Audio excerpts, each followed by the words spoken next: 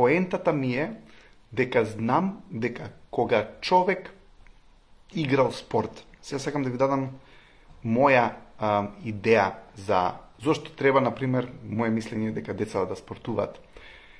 Или, не знам, дури да спортуваме кога сме и во години кои што, нели, без да го загрозиме здравјето, но да се занимаваме со спорт, поради тоа што спортот фактички го копира животот. Тоест, ајде да речеме, животот го копира спортот. Има убав цитат од филозофот Хабард, вели животот е игра. И точно е, секоја игра, вели он, се состои од цели, препреки и слободи.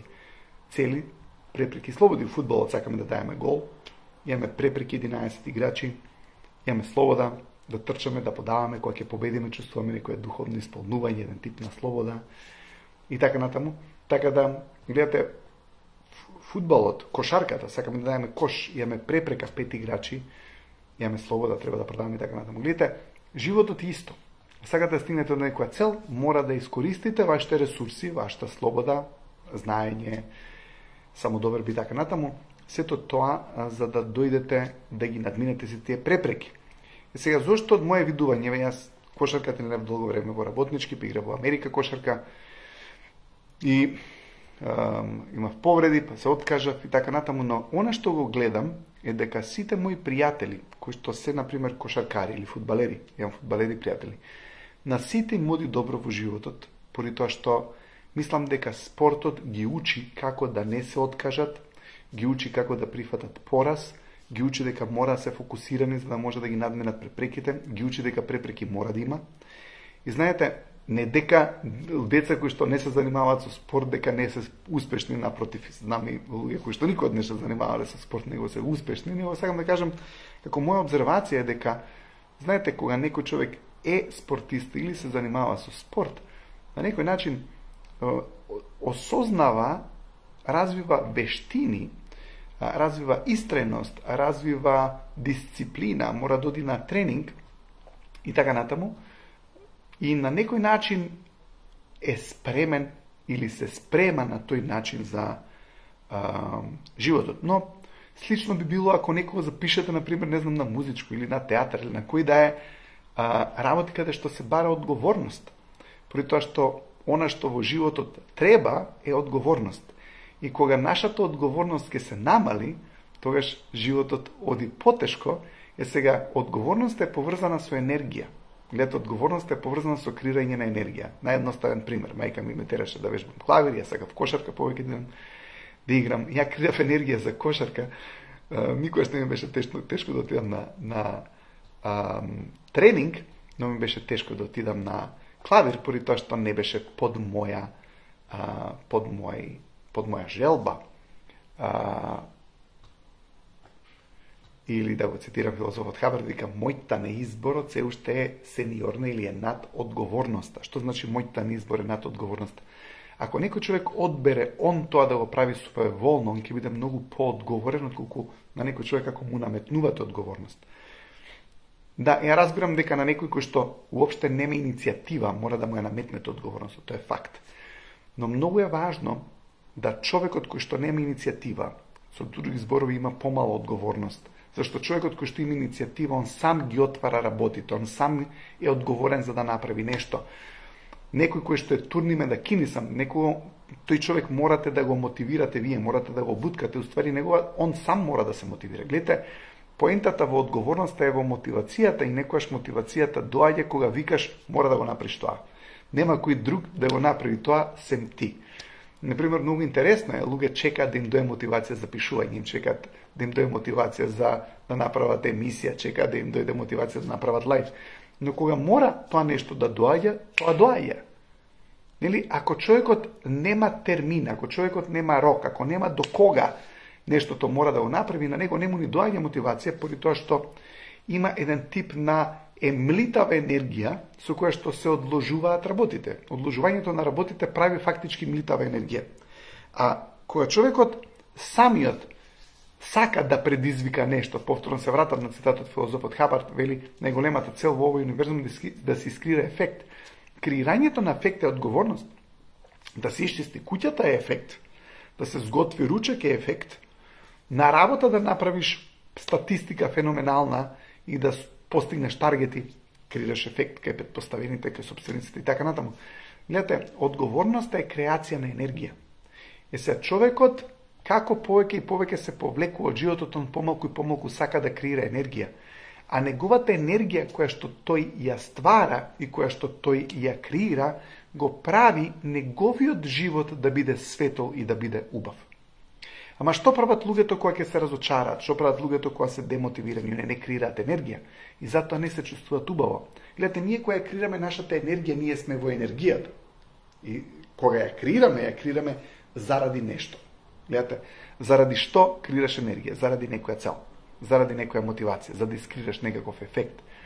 Мора да ги најдеш мотивациите околу тебе. Мора да се вратиш во тој филм на ги сакам луѓето околу мене и ги сакам до толку многу да сакам да направам убави работи за нив. Ако човек не ги сака луѓето околу него, ако човекот нема добро мислење за луѓето околу него, не може да креира енергија за околината и следствено нема да има самиот тој енергија. Поради тоа што гледате, ние креираме енергија за некого. Јас сум мотивиран од вас. Така вие секој што сте тука на левовите ми давате мотивација. Ја секој понеделник, среда и петок сакам да креирам енергија, поради тоа што вие сте присутни на лајвот и сакам да направам убав лајв за да можам да го подобрам вашиот живот. Но ако човекот не креира енергија и ако човекот не најде причина зашто да искреира енергија и не сака да креира повеќе ефекти, тогаш настанува проблем. Не сега како човекот прекинува да креира ефекти? Човекот прекинува да креира ефекти кога не му се воодушевуваат на ефектите. Замислете некој човек слика и направи некоја слика и он е одушевен, доаѓа глупост. Не му ја приметуваат сликата. Еднаш ке нацрта слика, втор пат, трет пат. Што се случува? Нема восхит од околината и оно што се случува, човекот почнува да се демотивира поради тоа што никој не е воодушевен од ефектот кој што тој го искреира.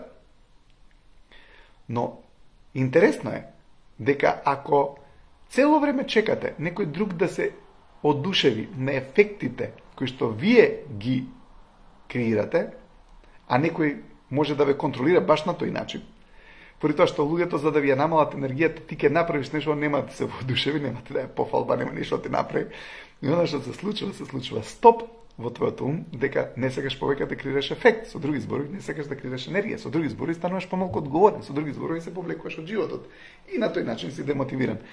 Сега гледате го трикот. Трикот е ти да се воодушевиш од сопствениот ефект.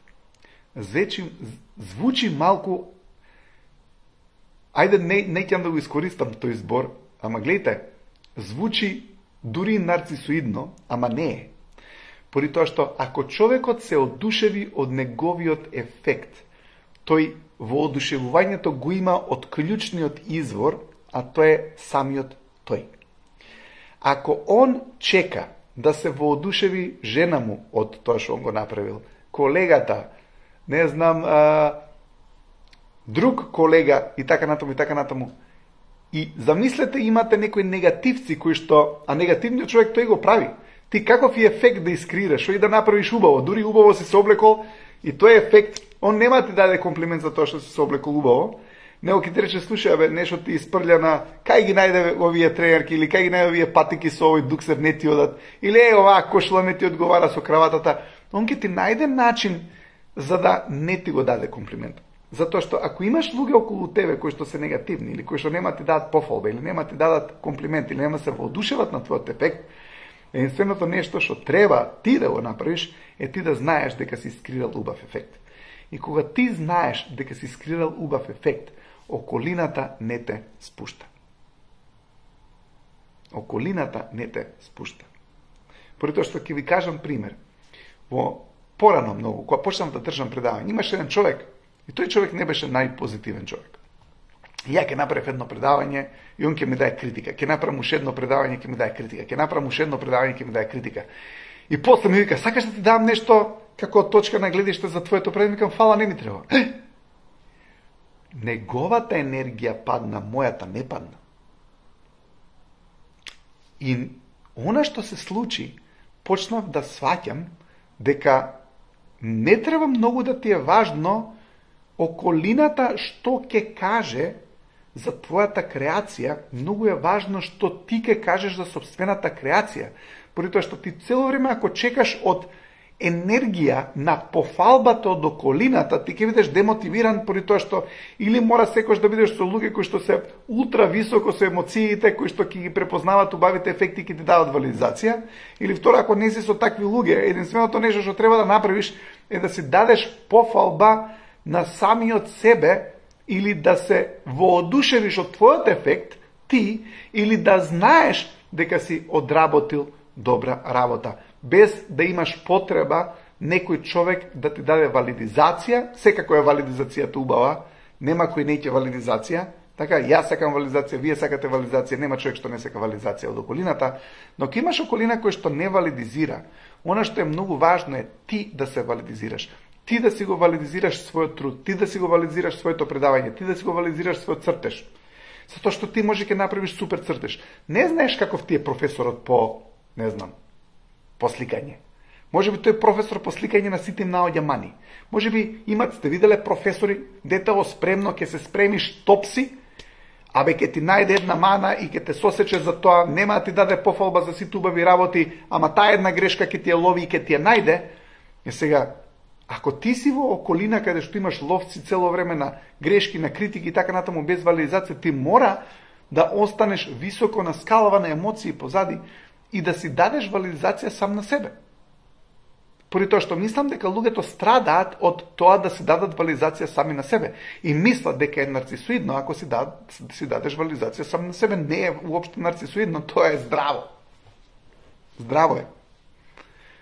Е сега, ама кај нас, не бара совет за како црта, не бара совет за тоа како пишува. Па не барај совет. Ако ти мислиш дека е добро, и ако сакаш да добиеш совет од некого, најди некој кој што знаеш дека на убав начин ќе ти го даде советот или позитивната критика. Никогаш не иди кај оној кој што веќе многу пати ти искритикувал и направил да не се чувстваш убаво.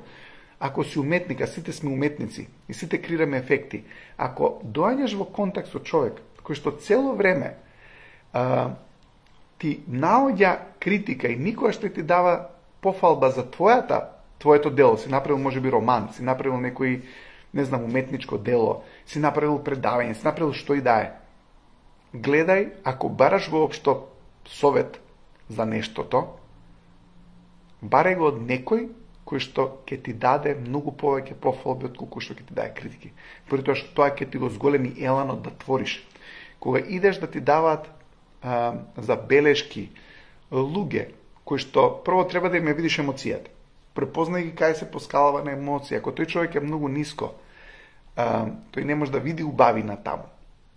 Може ти си направил некое дело кој што не прво е да ви кажам една работа, како викаат убавината е во окото на наблюдувачот, тоа за тебе што е убаво не значи дека за секој е убаво, и тоа не значи дека е релевантен тој кој што не му се свиѓа цртежот, може мене ќе ми се свиѓа цртежот, може би некоја книга мене ми се свиѓа, на друг човек не му се свиѓа. Нели, тоа се вкусови. Но она што е важно е уметникот, тоа сте вие. Да не прекинете со креирање на ефекти. Зашто кога прекинуваш да креираш ефекти, прекинуваш да креираш енергија. А многу често луѓето прекинуваат да креираат ефекти поради тоа што бараат валидизација од околината и бараат валидизација обично од погрешни луѓе. Ако тебе некој премногу ти значи да ти даде валидизација, еве одма ти кажам. Ако имаш човек од кој што премногу ти значи да добиеш валидизација, тој е погрешниот човек е што одиш. Тој човек обично, не секогаш, ама обично те критикувал. И кога некој многу те критикува, ти доаѓаш до една глупа констатација дека од него ти треба пофалба за твоето постоење. Он треба ти даде дозвола, лиценца дека ти постоиш, дека ти си уметник. И обично идеш да бараш потврда од тој кој што нема ти ја даде потврдата.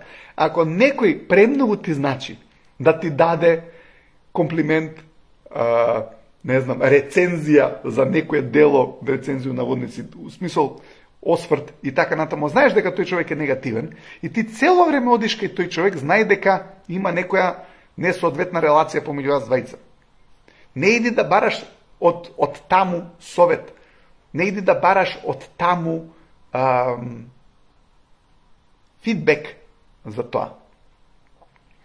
Е сега, ова што го зборувам, да си даеш сам себе потврда и да се восхитиш на собственото дело, многу луѓе ќе ви го земат и ќе го минираат за да уствари, затоа што на тој начин ако ти го правиш тоа нема контрола врз тебе. Замисли, ти направиш некое дело, не прашуваш никого за совет, викаш, супер ми е делово, топ, он нема како да дојде да те спушти. Секако публиката мора, кој е релевантен за дали делото е добро или не, публиката. Ако на публиката ти се свиѓа, што му ја мислиш?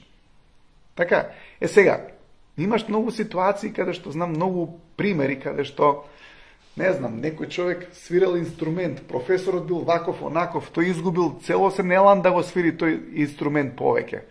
Некој сакал да слика, ама дошол во комуникација со, не знам, наставникот, професорот, кој што не постапил можеби најсоодветно, нема више елан да слика. Ама исто е во животот, луѓето. Ние сликаме, ние твориме, ние креираме, ние компонираме све. Ние сме сето тоа, ние сме писатели, ние сме сликали, ние сме композитори, све сме, затоа што животот е нашето уметничко дело. Сега, твојот живот треба да е твое уметничко дело, за кое што треба се ти среќен. И ако ти си среќен, и ако уживаш во твоето уметничко дело, во твојот живот, во тоа што ти го правиш, и не бараш премногу совети од други луѓе, ќе видиш дека ќе станеш недопирлив за негативните луѓе. Зашто дел од начинот како негативните луѓе допираат до тебе и сакаат те спуштат преку невалидизација на ефектите кои што ти ги креираш. Или ако искриеш некој ефект, ќе каже дека си искрил лош ефект. И кога некој ќе ти каже дека си искрил лош ефект, затоа што си ти добар, се спречуваш да креираш понатаму ефект. Луѓе, бидете си собствен критичар. И немојте да бидете груп собствен критичар. Секојаш бидете се пријатели на себе. Еднаш зборував дека ние на пријателите поубав совет им даваме отколку на сами себе. Ние сами себе поише ќе се искритикуваме, фигуративно ќе се искамшикуваме за грешка, ама некој наш пријател ќе направи некоја грешка, ти го охрабриш, не се киреп, добро бе, нареден пат ќе биде боље, ама кон себе не си таков. И сега, ти биди си собствен критичар на твоите дела. Ти знаеш дали нештото е направено добро или не. И ако не си го направил добро, не биди груб кон себе. Направи го нареден пат подобро. Ама ти уживај во твоите дела. Ти уживај во ефектите што ти ги правиш за околината. Не правиш само ефекти за себе. Ти правиш ефекти за околината, ја правам ефект за себе, за вас. Сега, може би некој ќе напише некаков коментар лајв ваков, онаков. Верујте ми, не сакам да звучам грубо. Јас знам дали некој лајв е добар или не. Не мора некој човек да ми напише. Поради тоа што имам искуство и ако додека ја уживам во овој лајф и додека вие уживате или поголем број од вас уживаат во тој лајф, затоа што знаете какви се луѓето, 100 добри коментари, 101 коментар нема да биде добро, он го мисли цело време тој 101 коментар. Луѓе баталете во тој 101 коментар. Ке имате секојаш луѓе кои што ќе најдат мана, ке имате луѓе на кои што никогаш нема сте им доволен, ке има луѓе за кои што никогаш вашите дела нема да бидат како што треба. Вие не го живеете животот за тие луѓе. Има многу луѓе кои што ви се радуваат, има многу луѓе кои што ги сакаат вашите дела, има многу луѓе кои што ја сакаат вашата енергија, има луѓе кои што го сакаат вашето пријателство. Не се осврнувајте на малиот број на луѓе кои што на некој начин сите им се криви. Тој со себе не е подмирен, тој себе си е скаран. А камоли па вас, гледате, он со себе има проблем. Сега, луѓе кои што постојано, ако имате такви луѓе, едноставно заборавете да им барате совети, не барај совет. Барај си совет од тебе. Дали за тебе од тоа што си го направил денеска е квалитетно? Дали твојот ден за тебе бил добар? Дали си постигнал нешто што си го сакал? И мора да имаш постигнување. И кога ќе стигнеш до некое постигнување, не гледај дал некој гледа, не гледа дал валидизирал, не валидизирал за тоа. Луѓе имаат своји проблеми. Они си се у своји умствени ситуации. Немаат ни време да те видат, ниту па ти дадат пофалба. Ама ти знаеш дека си буткал. Знаете, човекот ќе успее во животот, сите ми кажат, знаехме дека ќе успееш. Ама, уствари, никој не му дал поддршка и потврда кога се борал да дојде до успех. Тогаш е важно луѓето кои што ни се тие пријатели околу нас да ни дават кураж, поддршка и така натаму, затоа што човекот се бори да успее, кога ќе успее, сите сакаат да се околу него. Ама многу е важно да околината верува во вас кога вие се борите, ама уствари најважно е вие да верувате од вас. Да ви кажам искрено, не мора никој да верува во вас. Проблем е ако вие не верувате во вас. Ако ти веруваш во себе, на крај ќе успееш и после тоа сите ќе веруваат во себе. Ама ти ако чекаш другите да веруваат у тебе за ти да успееш, на погрешно место си. Мора да се обратиш до себе прво, да видиш зашто ти не веруваш во себе. Зашто ако ти чекаш други да веруваат у тебе за ти да успееш, другите ќе те контролираат. Поради тоа што може некој не сака тоа да го правиш. И се, ако он не сака ти тоа да го правиш, а може би тоа што го правиш добро, он не ќе тоа да го правиш ти, не ти дава валидација, не ти дава потврда и ти почнеш да мислиш дека не треба тоа да го правиш, што ти сакаш да го правиш. Затоа е многу важно ти да си дадеш пофалба, потврда и валидизација за тој ефект што ти го креираш.